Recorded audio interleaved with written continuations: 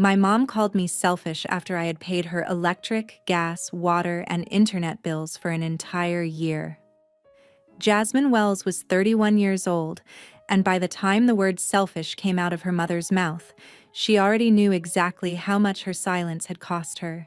$6,143, not counting late fees, emergency reconnect charges, or the nights she stayed awake in Milwaukee checking whether her parents' house in Madison still had heat. She sat at the long dining table with a glass of iced tea in her hand, while her mother smiled across the room like she had just delivered a harmless joke. "You could do more if you weren't so selfish," Ruth said, loud enough for everyone to hear, and Jasmine felt every fork pause against every plate. Her father stared down at his roast chicken. Her brother Alex gave a small laugh under his breath, the kind he used when he wanted someone else to be humiliated, but did not want to take responsibility for starting it. Jasmine looked at her mother, then at the ceiling lights glowing above them, the same lights she had kept on month after month, while Ruth texted things like, "Just this once, honey," and "We're short again," and "Family helps family." She did not shout. She did not cry. She raised her glass just high enough for the ice to clink and said, "You'll notice my selfishness when the lights go out." Ruth's smile disappeared so fast it almost looked like fear. "Before I tell you the part that changed everything, drop your location and the weather there. I want to see how far this story travels tonight." Jasmine had not planned to say it that way. Not at first. She had come to dinner carrying a wrapped ceramic serving bowl she had made by hand during a weekend pottery class, glazed in soft blue because Ruth always said blue made a house feel calm. The bowl was still sitting unopened on the counter, half hidden behind a stack of store-bought pies. Ruth had barely glanced at it when Jasmine arrived. She had hugged the air beside her daughter's cheek, then whispered, "Did you remember the utility login? Your father says the gas company sent another notice." That was the greeting. Not, "How was the drive?" Not, "You look tired." Not, "Thank you for keeping us afloat." Just another reminder that Jasmine's role in the family had stopped being daughter and had become emergency fund with a heartbeat. For 12 months, Jasmine had worked long hours as a senior facilities energy analyst, reviewing consumption reports for commercial buildings, finding wasted power in office towers, hospitals, and warehouses. She could spot a leaking heat loop from a spreadsheet. She could tell when a company was losing money through careless usage before anyone else noticed. Yet somehow, she had ignored the biggest drain in her own life because the people causing it shared her last name. That night, as Ruth's insult hung in the warm dining room air, Jasmine felt something inside her click into place, like a breaker being flipped. She was done paying to be disrespected. The bills had started the previous winter when Ruth called Jasmine at 10:43 p.m. and said the power company had sent a shutoff warning. Jasmine remembered the exact time because she had been sitting at her kitchen island in Milwaukee with a laptop open, reviewing a heating efficiency proposal for a hospital wing, when her phone lit up with Mom. Ruth's voice had sounded small then, almost embarrassed. "We just need a little help until your father's pension adjustment comes through," she said. Jasmine asked how much. Ruth hesitated, then said, $480. Jasmine paid it within 10 minutes. She did not ask why the bill had gotten that high. She did not ask why Alex, who lived 15 minutes from their parents, had not helped. She told herself this was what a good daughter did.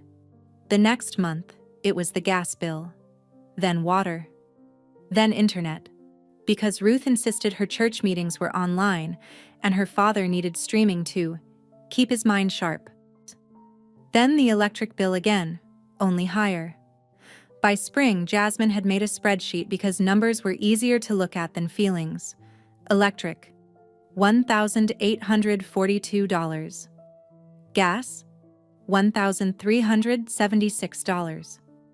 Water, $711. Internet and phone bundle, $1,019. Reconnect threats, late fees, and urgent same-day payments. The rest. Each time, Ruth framed it as temporary. Each time, Alex had a reason not to contribute. He was saving for a new truck. His kids needed summer camp. His wife had ordered a kitchen renovation deposit before checking the account. Jasmine had heard all of it. What the family did not know was that after the fourth emergency payment, Jasmine started saving everything. Screenshots, voicemail files, bank confirmations, even the texts where Ruth wrote, "Don't tell your father how much I'm asking. He'll feel ashamed." Followed 2 days later by, "Alex says you make more than enough, so I don't know why you're making this difficult." Jasmine had not saved the messages because she wanted revenge. She saved them because somewhere deep down, she knew the day would come when they would deny what they had done.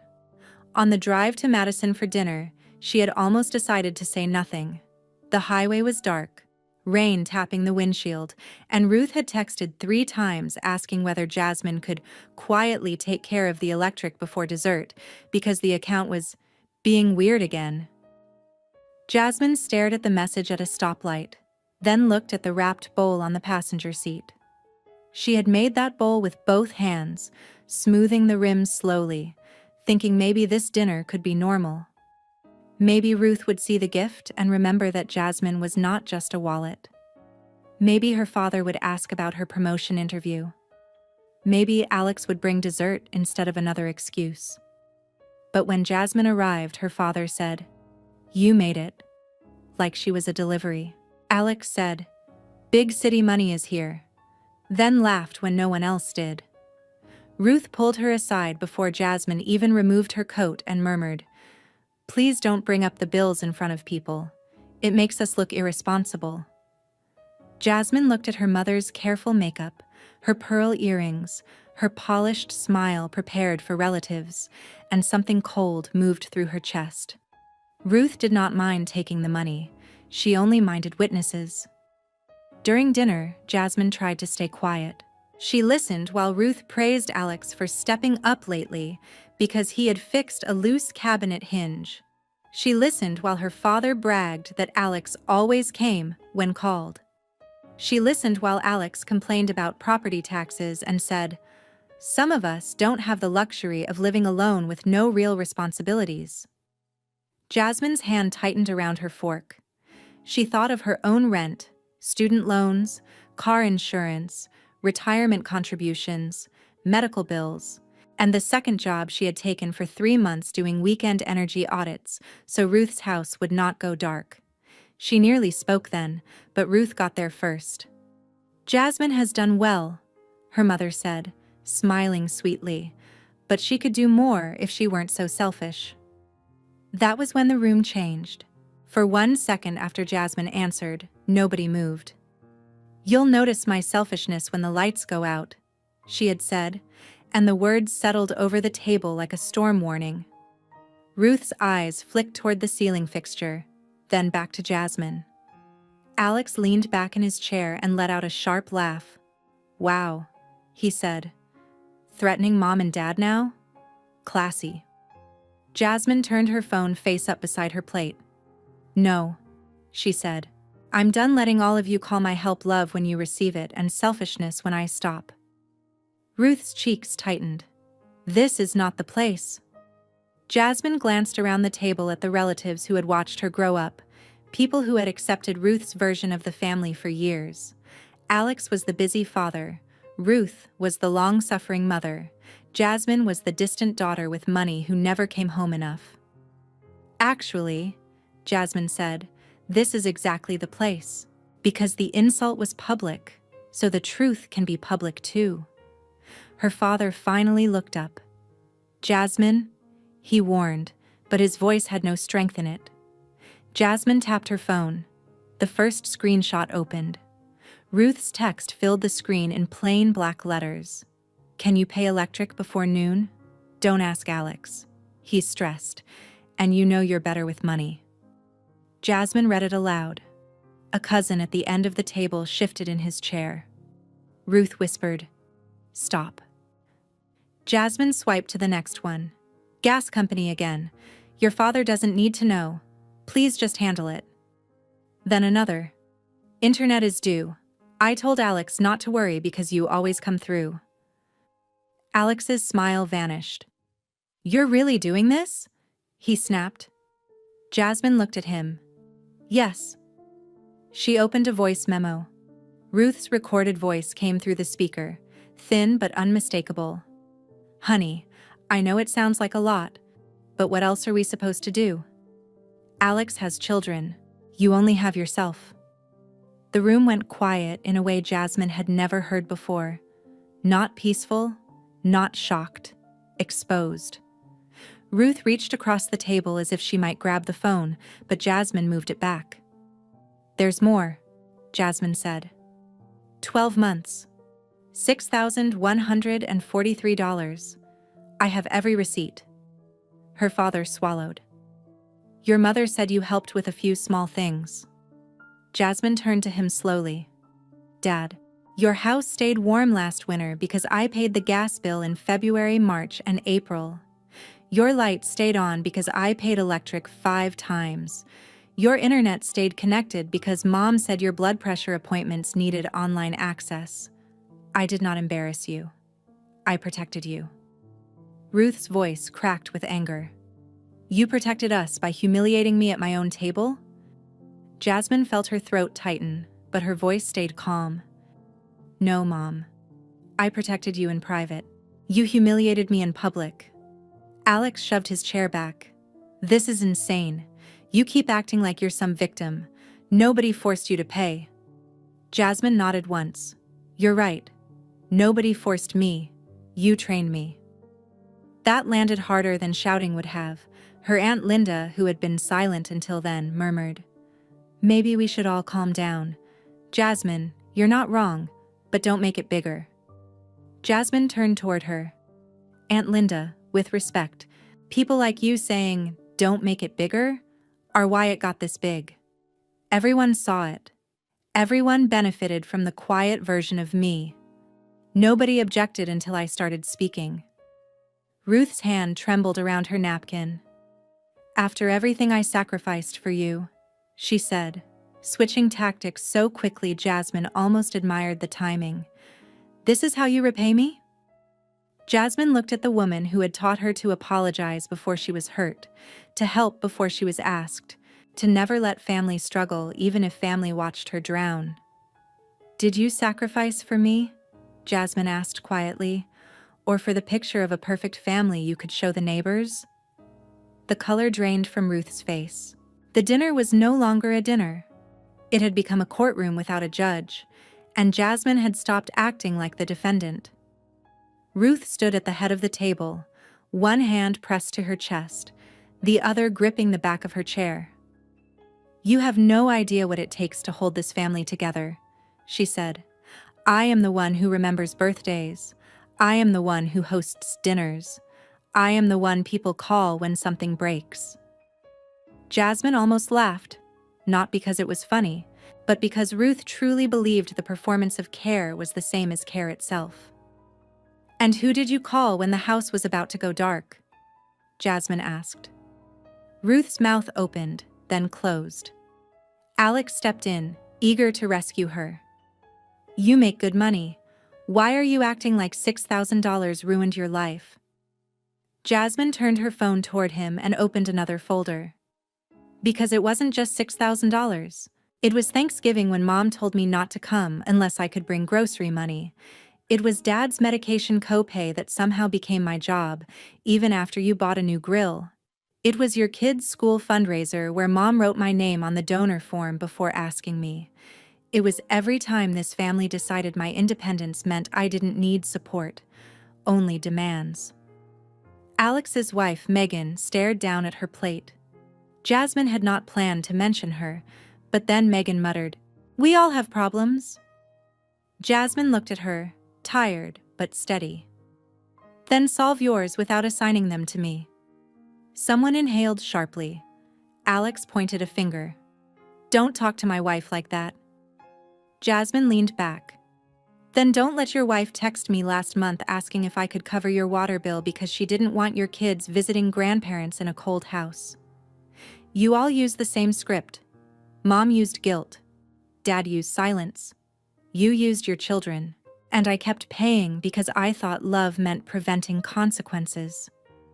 Her father looked smaller with every sentence. He rubbed his forehead, and for the first time Jasmine wondered if he had known more than he admitted. I didn't know it was that much, he said. Ruth snapped toward him. Don't you start. Jasmine saw it then. Not just guilt, but fear. Ruth was not afraid of poverty in that moment. She was afraid of losing control over the story. For years, she had told relatives that Jasmine was successful but distant, generous but difficult, loved but not very warm. Those little phrases had built a cage around Jasmine, and everyone had mistaken the cage for her personality. Jasmine picked up her glass again, not to toast, but to keep her hands from shaking. Here is what happens now, she said. After tonight, I am removing my card from every utility account. I am changing the login information I created. I am canceling the automatic payments. If you need help, you can make a written budget. Show me exactly where your money goes, and ask respectfully. But the emergency daughter service is closed. Ruth's face hardened. You would let your parents sit in the dark? Jasmine's answer came without hesitation. No. You did that by ignoring every bill until I rescued you. I'm just not standing between you and the result anymore. Alex laughed bitterly. Good luck explaining that to people. Jasmine looked around the table. I just did. Her cousin Brian quietly picked up his phone. Jasmine noticed the screen light up with the family group chat. Within seconds, phones began buzzing around the room. Someone had written, "Is it true Jasmine paid their utilities all year?" Another message. Ruth told us Jasmine never helps. Ruth lunged for her own phone, reading fast, her face tightening with each notification. The public image she had protected so carefully was cracking in real time, not because Jasmine screamed, but because Jasmine finally brought receipts. Delete those, Ruth hissed. Jasmine shook her head. No. Alex grabbed his coat. We're leaving. Ruth spun toward him. You are not leaving me in the middle of this. Alex froze. His children were in the den, arguing over a tablet, sticky-fingered and loud. For once, there was no Jasmine silently stepping in. Megan whispered, Alex, go get them. Alex looked at Jasmine as if expecting her to move. She did not. She just folded her napkin and placed it beside her plate. That small motion seemed to offend him more than any insult. He was finally standing in the mess he had helped create, and there was no one left to clean it up. Then Jasmine's phone buzzed with an email notification. For a moment, she almost ignored it, assuming it was another utility alert or another family message forming part of the storm. But the sender name made her pause. Maran Patel, the regional director at Northline Energy Systems. Jasmine opened it under the table, and the first line stopped her breath. We are pleased to offer you the position of Regional Director of Building Performance, Chicago office. Chicago, the job she had interviewed for 2 weeks earlier. The job she had almost declined before receiving the offer, because Ruth had been hinting that Jasmine should move closer to Madison, now that your father and I are getting older. Jasmine read the email again, every word clear and bright against the chaos around her. Higher salary, leadership role, relocation package, start date in 6 weeks, a company apartment for the first 2 months. She felt something loosen in her chest. Ruth was still speaking, but the words blurred. Ungrateful, dramatic, after all I've done. Jasmine stood. The chair legs scraped the floor, and everyone turned. I just got promoted, she said. The sentence seemed to confuse them more than the evidence had. Her father blinked. What? Jasmine held up the phone. Regional Director, Chicago office. For the first time all night, no one had a prepared response. Ruth's face shifted through surprise, calculation, and panic so quickly Jasmine saw the whole pattern of her childhood in 3 seconds. "Chicago?" Ruth repeated. "That's farther." Jasmine nodded. "Yes." Alex scoffed, trying to recover. "So that's what this is about? You think you're too important for us now?" Jasmine looked at him, then at Ruth. "No. This is about the fact that I almost turned it down because I thought being available to this family made me good. Tonight helped me understand that being available to people who only value access is not goodness. It's self-abandonment." Ruth took a step toward her, voice softer now. "Jasmine, don't make a major decision while you're upset." That nearly broke Jasmine's calm. How many times had Ruth made emergencies out of ordinary bills, but now Jasmine's career was the impulsive thing. "I made this decision before dinner," Jasmine said. "I just didn't know it yet." Her father rose slowly. "Honey, we're proud of you." Jasmine looked at him, searching for the warmth she had spent years wanting. The words were right, but they came too late and too empty, like a receipt printed after the store had closed. "Are you proud?" she asked, "or scared that I'll be harder to reach?" He looked away. That answer was enough. Ruth's voice broke. "What are we supposed to do about the bills?" The question landed like a final confession. Not, "Will we still see you?" Not, "Are you okay?" Not, "How did we make you feel this alone?" The bills. Jasmine laughed once, softly, sadly. There it is. Ruth seemed to realize what she had said, and tears filled her eyes. "I didn't mean it like that." Jasmine put her phone in her purse. "You did. You just usually hide it better." Around them, relatives had started gathering coats, not dramatically, but carefully, as if Ruth's house had become a place where anyone might be asked what they knew and when they knew it. Aunt Linda avoided Ruth's eyes. Cousin Brian muttered that he had an early morning. Megan was in the den trying to convince 2 overtired children to put on shoes, while Alex stood uselessly by the doorway, red-faced and angry. The perfect family dinner Ruth had staged was collapsing into unfinished plates, cold food, and whispers. Jasmine walked to the counter and picked up the unopened blue bowl. For a moment she thought about leaving it there as proof she had come with love. Then she tucked it under her arm. Ruth noticed. "You're taking my gift?" Jasmine turned. "It was never yours. You didn't even open it." Ruth flinched as if slapped. Jasmine did not enjoy it. That surprised her. She had imagined revenge might feel hot, satisfying, cinematic. Instead, it felt clean and painful, like removing a splinter that had been buried too long. By 9:17 p.m., the first utility payment was canceled. Jasmine did it from her car in the driveway, with the engine running and the heater blowing against her hands. She logged into the electric account, removed her card, changed the recovery email, and downloaded the final confirmation. Then gas, then water, then internet. Each click felt small, almost boring, but together they redrew the boundary her family had spent years erasing. Inside the house, through the front window, Jasmine could see Ruth moving from room to room while relatives avoided her. Alex was crouched near the den, trying to zip one child's jacket while the other cried because nobody had packed the tablet charger. Megan's face was tight with embarrassment. For once, Jasmine did not open the car door and rescue anyone. Her phone rang. Mom. She let it go to voicemail. Then Dad. Then Alex. Then Mom again. She watched the calls stack up the way bills used to stack up, urgent only because someone else had refused to handle them earlier. A text appeared from Ruth. "Please come back inside. We need to talk like family." Jasmine typed, "Family does not mean access without respect." She did not send it right away. She sat with the sentence, making sure it was not cruelty wearing the mask of strength. Then she sent it. A minute later, Ruth appeared on the porch without a coat, arms wrapped around herself against the cold. Jasmine lowered the window halfway. Ruth's makeup had smudged beneath one eye.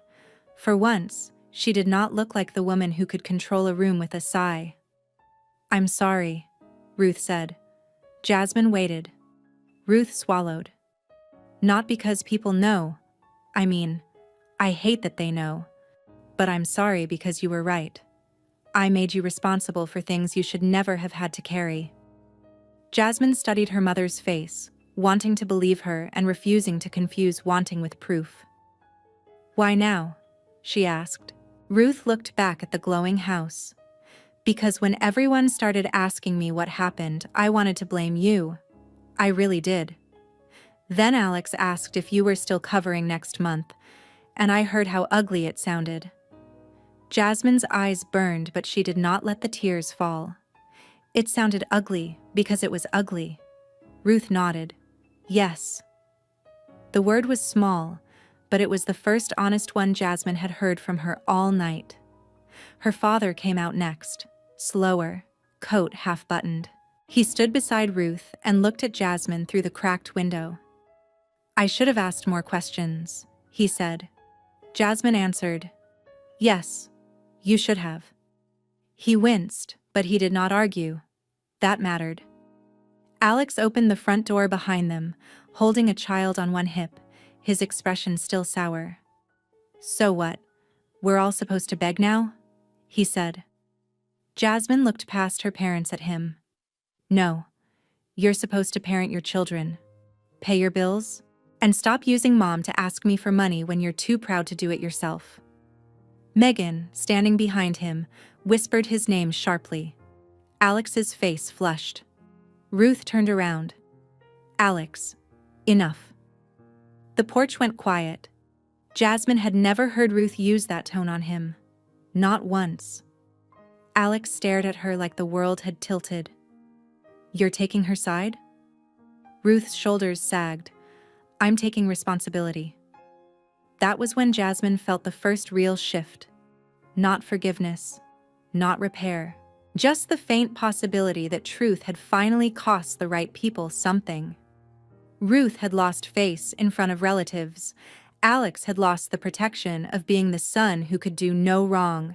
Her father had lost the comfort of pretending ignorance was innocence, and Jasmine had lost the illusion that being needed was the same as being loved.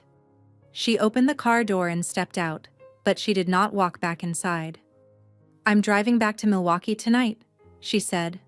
Ruth's face crumpled. "Tonight?" Jasmine nodded. "And I'm accepting Chicago. If you want to see me, you can plan a visit. You can ask in advance. You can respect no as a complete answer." Ruth wiped her cheek. "Will you ever forgive me?"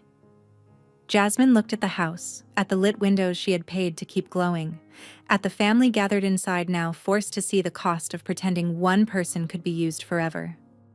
"Maybe," she said, "but forgiveness will not come with autopay." Jasmine did not stay for dessert. She did not help clear plates, did not pack leftovers, did not settle the children, did not sit with Ruth at the kitchen table while everyone else went home and absorb her mother's guilt until Ruth felt better. She placed the blue bowl carefully in the back seat, checked that her overnight bag was still zipped, and stood beside the car while Ruth hovered near the porch steps like she wanted a hug but knew she had not earned the old kind. Jasmine walked over anyway. She hugged her mother lightly, not with surrender, not with the desperate closeness of a daughter trying to be chosen, but with the careful compassion of a woman who had finally chosen herself. Ruth held on too tightly. Jasmine gently stepped back. "I forgive you enough not to hate you," she said. "But forgiveness does not mean I go back to being the person you can drain and insult." Ruth covered her mouth, crying silently now. Behind her, Alex was still inside, arguing with Megan while one child wailed about a missing mitten. The sound might have pulled Jasmine in once. Tonight, it only confirmed how trained she had been to run toward other people's discomfort and away from her own dignity. Her father came down the steps and handed her a folded piece of paper. "It's the pension statement," he said quietly, "and our checking balance. Not because I'm asking you to fix it, because I should have known where we stood." Jasmine accepted it, then handed it back. "Look at it with Mom tomorrow. Make a plan without me first." He nodded, ashamed but listening. That was all she could ask for now. The drive out of Madison was quiet. At the first red light, her phone buzzed with a message from Aunt Linda. "I'm sorry I stayed quiet. You were brave tonight." Jasmine stared at it for a moment, then typed, "Being brave should not be required to be treated fairly." She sent it and placed the phone face down. Snow had started to fall, soft and thin, catching in the headlights like tiny sparks. By the time she reached the highway, the city lights were behind her, and for the first time in years, Jasmine did not feel guilty for leaving them there. The next morning, Ruth called once. Jasmine did not answer immediately. She waited until she had coffee in her hand and sunlight coming through her apartment window. When she called back, Ruth did not ask about the bills first. She said, "I opened the spreadsheet you sent last month. I should have opened it then." Jasmine closed her eyes. It was not enough. It was not repair. But it was a beginning that did not require Jasmine to bleed for it. 3 weeks later, she accepted the Chicago position officially. 6 weeks later, she moved into a small apartment with tall windows overlooking a row of brick buildings and winter bare trees. On her first night there, she placed the blue bowl on her own dining table and filled it with oranges. Ruth texted a photo of the first utility bill she had paid herself, with one sentence, "We handled it." Jasmine smiled, not because everything was fixed, but because the responsibility had finally landed where it belonged. The lesson Jasmine carried with her was simple. Family is not a place where one person proves their value by sacrificing without limits. Real family respects boundaries before resentment becomes a language. When you stay silent too long, you may think you are keeping the peace, but sometimes you are only teaching people how to take from you without gratitude. Saying no does not destroy a healthy relationship. It reveals whether the relationship was healthy in the first place. Jasmine did not win because her parents struggled for a month, or because Alex had to face embarrassment. She won because she stopped confusing guilt with love. She won because she learned that being useful is not the same as being valued. And when her plane lifted off for Chicago on a cold, gray morning, she looked down at the shrinking streets below and smiled softly. Not because the lights had gone out, because hers had finally come back on.